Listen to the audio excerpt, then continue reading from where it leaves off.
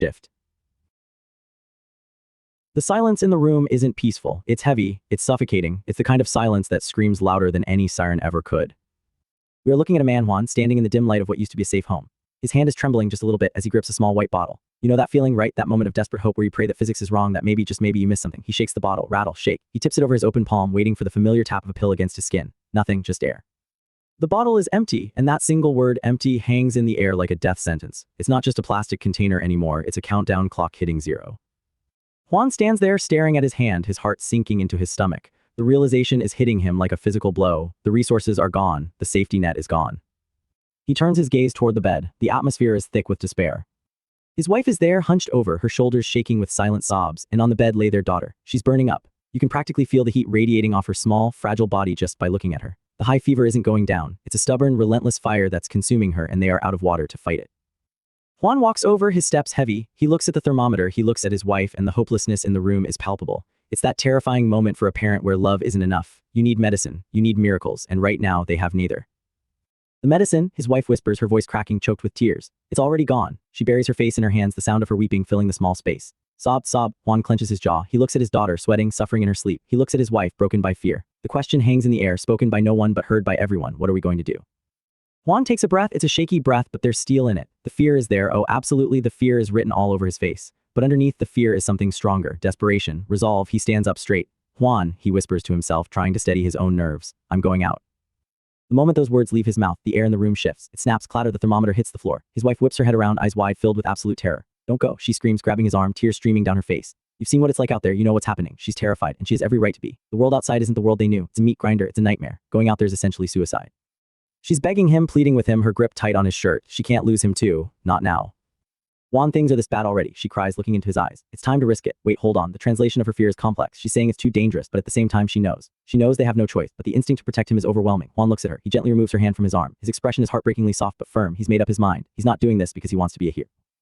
He's doing this because he's a father. Juan, I'm heading out, he says, his voice low. Take good care of the child. He turns to the door. That simple wooden door now feels like the gateway to hell. He pauses, looking back one last time at the bed. His daughter is sleeping fitfully, unaware that her dad is about to walk into the abyss for her. Why you? His wife stammers, trembling. You must be careful no matter what. Juan nods. He doesn't make promises he can't keep. He just steps out. The door closes, click, and just like that, the safety of the room is gone. Now let me show you what outside looks like. If you thought the tension inside was bad, welcome to the apocalypse. The sky is a bruised purple, choked with smoke and ash. The city, this towering metropolis of steel and glass, is a graveyard. Buildings are shattered, streets are cracked, and debris is scattered everywhere like the toys of a giant toddler having a tantrum. But it's not empty. Oh no, it's infested. Monstrous figures roam the streets. Zombies, mutants, whatever they are hungry and they are everywhere. We see a massive creature, skin pale and veiny, screaming into the sky, its tongue lolling out. We see bodies, pieces of bodies, scattered on the pavement. A robotic limb lies next to a corpse. It's absolute chaos. And running through this hellscape is Juan. He's not a soldier, he's not a superpowered protagonist. He's a middle-aged dad in a polo shirt and slacks, and he is gassed. I've only been running for half an hour and I'm already exhausted, he pants, sweat pouring down his face. He's leaning against a wrecked car, clutching his knees. His lungs are burning. Sigh, getting old really sucks. It's such a human moment in the middle of a monster movie. He's not worried about the fate of humanity. He's worried about his cardio, but he doesn't have time to rest. Don't chase me, AAAH. The scream rips through the air. Juan's head snaps up. The adrenaline spikes again. He forces his tired legs to move. He's running, eyes darting around, terrified. Below him on the street level, it's a massacre. Shadows are swarming over survivors. People are screaming, please, I don't want to die, someone begs, but the creatures don't care, they just swarm. Juan is navigating the wreckage, trying to stay high, trying to stay hidden. But then movement. A figure in a red hoodie sprints past him. Another survivor and ally. Juan's eyes widen. Hey, the guy in the red hoodie looks back. He's young, athletic, and he looks absolutely terrified. But there's a look in his eyes that Juan doesn't recognize until it's too late. It's not camaraderie, it's calculation. The monsters are closing in. They are fast, agile, leaping over cars like predatory cats. The red hoodie guy realizes he can't outrun them. He needs a distraction. He needs bait, and guess who just showed up? I'm sorry, the red hoodie guy yells, spinning around. He doesn't reach out a hand to help, he reaches out to shove. Wham, he slams into Juan with full force. Juan, already exhausted and off balance, goes flying. What the hell? He crashes onto the unforgiving asphalt. The impact knocks the wind out of him. He rolls, groaning, scraping his skin against the debris. I don't want to die, please help me, the red hoodie guy screams as he sprints away, leaving Juan on the ground. Juan looks up, dazed that little, but he can't even finish the insult because the distraction worked. The monsters have stopped chasing the hoodie guy. They've found a new, stationary target. Juan freezes. Standing over him is a nightmare. A zombie, tall, rotting, eyes glowing with a feral red light, looms over him. Behind it, another one, a female figure with twisted limbs, twitches in anticipation. The fear paralyses him. He's on his back staring up at death. The monster's shadow falls over his face. I'm done for, Juan thinks, his mind screaming, this is it. The medicine, his daughter, his wife, it all flashes before his eyes. He failed. He's going to die here on this dirty street, betrayed by a stranger. The zombie raises a clawed hand, ready to deliver the final strike. Juan flinches, squeezing his eyes shut, waiting for the pain. Beep beep, a sound, a car horn, VRROOM. Suddenly, a blur of red steel smashes into the scene. Crash. A sleek, pristine, luxury red sports car drifts around the corner and plows straight into the zombies. The impact is devastating. The monsters are sent flying like ragdolls, their bodies crumpling under the force of the machine. Juan's eyes snap open. He's splattered with, well, let's call it monster fluid. He's staring, mouth open, completely unable to process what just happened. A Mercedes, in the apocalypse, the car screeches to a halt, the tires smoking, the driver's door opens. Juan is still on the ground, shaking, wiping the grime off his face. What? A man steps out of the car, and oh man, he does not belong here. He's wearing a crisp white dress shirt, a tie loosely undone, and black slacks. He looks like he just walked out of a boardroom meeting, not a zombie survival zone. He's handsome, calm, and completely unbothered by the carnage around him. He looks down at Juan, who is essentially a puddle of fear and confusion. Sir, the man says, his voice smooth and professional. Need a ride, rideshare here. Excuse me, Juan blinks, the audience blinks. The zombies probably would blink if they weren't splattered across the pavement. If it's close, the man continues, casually leaning against his luxury car, I can just charge you the base fare. A holographic window suddenly pops up in front of Juan's face. A literal video game interface. First ride reward plus 3,000 cash. Current company balance, 167,000 yuan. What is happening? Is this a hallucination? Is Juan dying and his brain is firing off random neurons? The man, let's call him the boss, looks at the holographic screen floating in the air. He seems annoyed. Not by the zombies but by payroll issues. Please note, your 3 employees each have a minimum monthly salary of 10,000 yuan for a total monthly payroll of 40,000. DTALS Kaiwei 10,000, ZHANG Tao 10,000, Shen ZHAO ZHAO 20,000. The boss sighs, scratching his head. Damn, I was just talking big and I really ended up paying Shen Jiaozhou 20,000. And even those 2 zombies each get 10,000 a month. Juan is staring at him. We're staring at him. This guy is complaining about paying salaries to zombies. Another holographic box appears, giving us some philosophical advice. A perfect life means being a kind, generous boss who gives employees solid financial security. Be bold. If their monthly pay is over 10,000, your employees won't defect. Of course, you can manually lower salaries, but that may cause wage disputes, job hopping, and other negative effects. This is insane. The world has ended, civilization has collapsed, and this guy is playing a tycoon management game in real life. We cut briefly to a sleek office somewhere, God knows where. A beautiful woman with long brown hair sitting at a computer suddenly sneezes. Achoo, she wipes her nose, looking confused. Is that Shen Jiaozhou? Is she working in an office while the world burns? Back on the street, the contrast is jarring. Ruins, rubble, dead bodies, and this guy in a suit. Juan slowly picks himself up. He's trembling. Sigh, the boss exhales, looking at the wreckage of the city. Uncle, what do you do and where are you headed? Juan is still processing the fact that he's alive. He looks at this strange savior. I'm an HR manager at a beer factory, Juan stammers. It feels ridiculous to say that title now. My kid is sick, so I'm going to the pharmacy to get medicine. The boss nods, his expression shifting to something slightly more serious. Your kid's sick, yeah, you can't delay that. He pauses, looking Juan up and down. Why aren't you driving your own car? Don't have one. Juan looks down, embarrassed. The economy's been bad lately, so I sold it, and driving makes too much noise, it easily attracts zombies. The boss stares at him for a second. The background is literally a destroyed city. Smoke is rising. There are monsters eating people a block away. What kind of situation is this? Juan thinks. This conversation is so mundane, it's terrifying. The boss sighs deeply, putting a hand to his forehead in a dramatic pose. The economy really is bad, he agrees, sounding genuinely stressed. I'm a company boss and I still have to drive rideshare to make money or I can't even pay salaries. Juan stares at him. Wait, is he serious? This guy just plowed through a horde of undead in a Mercedes and he's worried about making rent. Suddenly, the boss's demeanor changes. He straightens up, a sparkle appearing around him, literal sparkles. He extends a hand toward Juan with a charismatic, winning smile. Since you asked, I won't hide it anymore. Juan is startled. That's right, the boss declares, striking a pose. I'm the chairman of Peace and Order. Interested in working for me? I can give you a high salary of 3.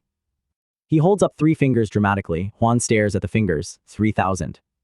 The boss beams. 3,000 a month with room and board included. Juan's face goes flat. 3,000. He looks at the boss's hand. He looks at the boss's face. We're a legit company, the boss continues, seemingly oblivious to Juan's skepticism. I'm actually on my way to handle registration paperwork. Which pharmacy are you going to? I checked the offline map, there's a pharmacy near the administration bureau. This ride is basically along the way, so how about I drop you there? Juan stands there, his brain short-circuiting. The boss is rambling on about paperwork. There's so much company paperwork to go to the administration office and a bunch of other departments. It's so annoying. Why so many steps? Can't one department handle everything? Juan watches him rant. He thinks this driver doesn't seem mentally stable. Did he go crazy because the world ended? It's a fair question. The guy is treating the apocalypse like a bureaucratic inconvenience. Juan looks at the boss's extended hand. He looks at the desolate street. He realizes something. He's pretty pitiful too. Maybe I should talk to him. Better to live miserably than die. And honestly, what choice does he have? The zombies are still out there. This guy has a car that squashes zombies. Juan sighs, defeated. He reaches out and takes the boss's hand. Let's go to the pharmacy first. It's not far. The boss's face lights up. He grips Juan's hand firmly, shaking it enthusiastically. Sure, we can have a good chat on the way. Ha ha ha. He pulls Juan toward the car, practically skipping. Juan is being dragged along, looking like a man who has just agreed to walk off a cliff because it seemed safer than the burning building. As he looks at the boss's manic, cheerful face, Juan feels a wave of dizziness. The world is spinning. The absurdity of it all is crashing down on him. I feel like my own mind isn't too stable anymore either, Juan thinks, his eyes swirling in confusion. And honestly, can you blame him? He went out for Tylenol and got recruited by a corporate CEO running a rideshare service for zombie money. Welcome to the new world, Juan. It's perfect, it's apocalyptic, and it makes absolutely no sense. This is the most insane start to survival story I've ever seen. You've got Juan totally heartbreaking with his sick kid, literally crying over an empty pill bottle, and then bam, corporate zombie rideshare. That transition gave me whiplash. I honestly don't know who's crazier, the guy charging into zombies or Juan for getting in the car. Do you think this peace and order company is actually real, or is the boss just losing it? Drop a comment below. The engine purrs, a low, rhythmic rumble that vibrates through the chassis of a sleek crimson sports car. It's the kind of sound that usually signals freedom, luxury, a Sunday drive down the coast. But here, in this city, it sounds like a dinner bell for the undead. Outside the tinted windows, the world has gone to hell. Skyscrapers stand like hollowed-out skeletons against a blood-red sky. The streets are a graveyard of abandoned vehicles and debris. And yet, inside this pristine red machine, the conversation is confusingly mundane. Where does your kid go to school? Are their grades good? The question hangs in the air, completely at odds with the apocalypse raging just inches away. The passenger, a middle-aged man clutching his seatbelt like a lifeline, looks like he's trying to hold onto his sanity with both hands. He's sweating, his eyes darting around, but he's making small talk. Why? Because the driver, this young, calm, terrifyingly composed guy in a crisp white shirt, is driving through the end of the world like he's just commuting to an office job. Suddenly, wham, the car doesn't even slow down. A zombie, or what used to be a pedestrian, bounces off the hood with a sickening thud. The driver doesn't flinch, he doesn't even blink. He just keeps the wheel steady, his eyes focused on the road ahead as if he just hit a pothole. People these days, the driver sighs, sounding genuinely annoyed like a man inconvenienced by mild traffic. They act so entitled. Look at all these people on the roadside wanting a ride. Can't they see the car is full? The passenger stares at him. Is he serious? Entitled, they're mindless monsters trying to eat them. But before the passenger can voice his hysteria, a rotting hand slams against the glass. Crash, the window cracks. A ghoulish face presses against the opening, jaws snapping, desperate to get inside. It's not asking for a lift, it's asking for lunch. And what does our driver do? Does he scream? Does he panic? No, he casually winds up and bam, he delivers a lightning-fast right hook straight into the creature's face. The force of the punch is incredible, sending the zombie tumbling backward off the moving car. Stop following us, the driver yells, shaking his hand out. The car is full, wait for the next one, I really can't take you. This is a rideshare, not a carpool. The absurdity is overwhelming. This guy is treating the zombie apocalypse like a breach of Uber's terms of service. He's not scared of being eaten, he's annoyed that customers aren't following proper etiquette. The passenger shrinks back into his seat, terrified not just of the monsters outside, but of the maniac behind the wheel. This young guy, he thinks, trembling. He's only survived 3 days outside and he's already this stressed. Damn it, can this world get any worse?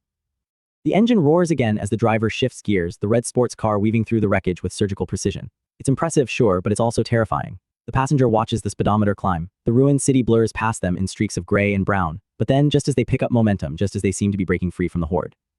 Screech. The brakes lock up, the tires smoke against the asphalt. The passenger is thrown forward against his seatbelt, his eyes bulging. What's wrong? Is something happening? He stammers, looking around wildly for a giant mutant or a collapsed bridge. The car comes to a complete, gentle stop. The engine idles. No, the driver says, reaching for a pack of cigarettes. He pulls one out, lights it with a calm flicker of flame, and takes a drag. Waiting for the red light. The silence inside the car is deafening. The passenger blinks. He looks out the windshield. Sure enough, hanging precariously from a damaged pole, a traffic light glows a steady, mocking crimson. Waiting for the red light, the passenger whispers, his brain struggling to process the information. You're stopping. Outside, the horde is catching up. The shambling figures that they had left in the dust are stumbling closer, drawn by the noise and the heat of the engine. They surround the car, dozens of them. Their groans fill the air, a chorus of hunger. They slam their palms against the metal. They scrape their nails against the paint. A particularly gruesome one with half a face missing presses its nose against the passenger window, leaving a smear of grime. These guys are so rude, the driver mutters, exhaling a plume of smoke. Bro, the passenger screams, losing it completely. Let's just go. What if these zombies break in? It's the end of the world, we can skip waiting for traffic lights and deal with it later. The driver turns to him, looking genuinely offended. Can you follow the law a little? Don't you know running a red light gets you 6 points deducted and a 200 yuan fine? The passenger's jaw drops, points, fine, who is going to fine you? The traffic police are eating people right now. But the driver just stares ahead, watching the light. He's resolute. He has a code, or maybe he's just completely lost his mind.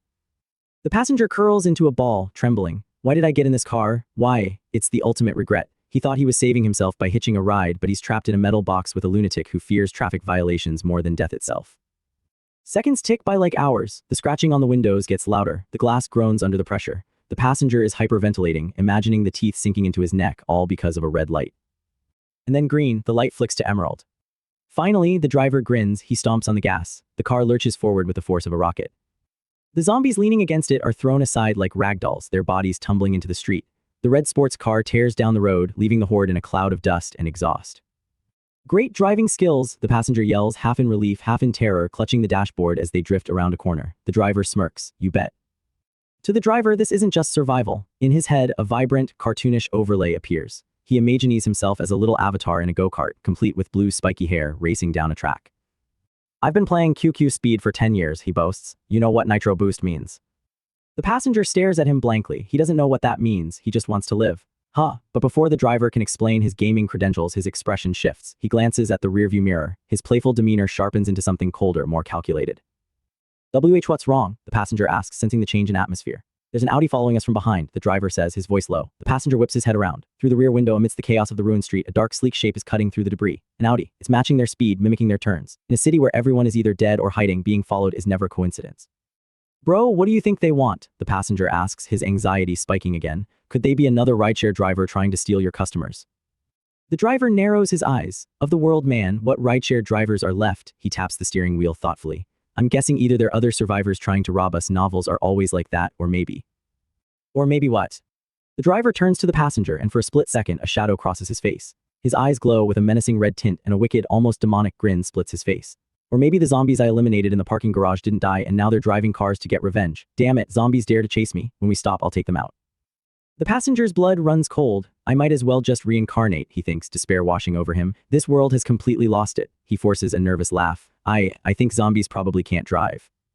The driver blinks, the demonic aura vanishing instantly. He looks normal again. You're right, zombies can't drive, so it's people. We'll find a way to outsmart them and see what they're up to. Just then, ping. A holographic interface materializes in front of the driver's eyes. It's invisible to the passenger, but to the driver, it's clear as day. A system notification. The talent you drew, Advanced Bodyguard, has appeared within a 3-kilometer radius centered on you. The driver freezes. The system, now, he reads the text again. Advanced Bodyguard. He remembers the talent draw. He had been waiting for this. Bro, what's wrong now, bro? The passenger asks, seeing the driver zone out. The driver's mind races. Could it be someone in that Audi behind us? No, the Audi is right behind me. If it were them, the system would have already notified me. He scans the road ahead. If the bodyguard isn't behind them, then they must be. Bro, look ahead, the passenger screams, pointing a shaking finger through the windshield. The driver snaps his attention back to the road, and there it is. Standing in the middle of the fractured asphalt is a nightmare made flesh. It's massive, easily 8 feet tall, with muscles that look like twisted cables under sickly green skin. A strength-type mutant zombie, level 3. The system tag floats above its head, glowing with a warning red. Its eyes burn like embers, and its mouth is a jagged tear filled with razor-sharp teeth. It roars, a sound that vibrates through the car's frame and hurls a massive chunk of concrete debris straight at them. Holy crap, the driver yells, gripping the wheel. Don't tell me this is the Advanced Bodyguard. System, you screwed me over. The red car is hurtling straight toward the monster. The road is blocked, the debris is flying. Bro, what do we do? Run it over, the passenger shrieks, bracing for impact. Run over nothing, the driver snaps. Our priority is handling business and getting medicine. With a flick of his wrists, he yanks the steering wheel. The red sports car swerves violently. The tires scream in protest as the car tilts on 2 wheels, narrowly missing the flying concrete. It's a maneuver that defies physics, a testament to those 10 years of QQ speed. They bypass the mutant by a hair's breadth, the creature's clawed hand swiping at the empty air where their bumper used to be. The passenger is hyperventilating. We made it. But the driver is looking in the mirror. He's looking at the Audi. Following that car ahead, the road is totally clear, a voice says from inside the trailing vehicle. Inside the Audi, the scene is completely different. A young woman with pink hair is clutching the door handle, looking terrified. Beside her, in the driver's seat, is a man who looks like he walked out of a cyberpunk poster. He has a tall, spiked mohawk, piercings, and a grin that screams pure adrenaline junkie. He's gripping the wheel with confidence, watching the red sports car clear the path. Honey, maybe we should go around, I'm scared, the woman pleads. The mohawk driver laughs. Didn't you see that car ahead mowing down zombies all the way? What's there to be scared of? He sees the mutant zombie ahead, the massive green beast that the red car just dodged. It's standing there, blocking the path, roaring in frustration. A normal person would slam on the brakes. A normal person would turn around, but this guy's eyes flash white with excitement. He doesn't see a monster, he sees a target, he sees a speed bump. Go for it, he shouts, his voice cracking with manic glee. He slams his foot onto the accelerator. The Audi surges forward, the engine screaming. Back in the red car, the driver and passenger hear it, a roar that rivals the monster itself. Bro, what was that just now? It felt different from other zombies, the passenger asks, looking back at the receding figure of the mutant. What else could it be? The driver mutters, his mind still on the notification. The advanced bodyguard. Huh, body what? The passenger is confused. Before he can answer, boom, a massive explosion rocks the street behind them. A shockwave of dust and fire erupts into the sky. The driver looks in the mirror and sees the Audi plowing straight into the mutant zombie. It's not a collision, it's a catastrophe. The impact is so violent it sends the massive creature flying, shattering bones and sending shockwaves through the concrete. The Audi doesn't stop. It plows through the fire and smoke, battered but triumphant, emerging from the cloud like a beast of war. The driver of the red car watches this, his eyes widening. That reckless aggression, that total disregard for safety, that raw power. Wait, the driver thinks, a realization dawning on him as he watches the punk in the Audi wipe out a level 3 mutant with his bumper. Is that my bodyguard? The red car speeds away, the burning wreckage fading in the distance. The passenger is slumped in his seat, too traumatized to speak. The driver grips the wheel, a new mix of excitement and apprehension bubbling in his chest. The apocalypse just got a lot more interesting. The system wasn't lying. The bodyguard is here, and he looks absolutely insane. The city burns around them, casting long, dancing shadows across the road. But for the first time, the driver isn't just surviving. He's assembling a team. And if the guy in the Audi is any indication, it's going to be one hell of a chaotic ride. Okay, seriously though, who stops for a red light in the middle of a zombie apocalypse? That level of commitment to traffic laws is either incredibly honorable or completely psychotic. And now we have a punk rock driver using his Audi as a battering ram. I don't know who is more dangerous, the zombies or these drivers. What do you think the bodyguard's actual power is? Let me know in the comments.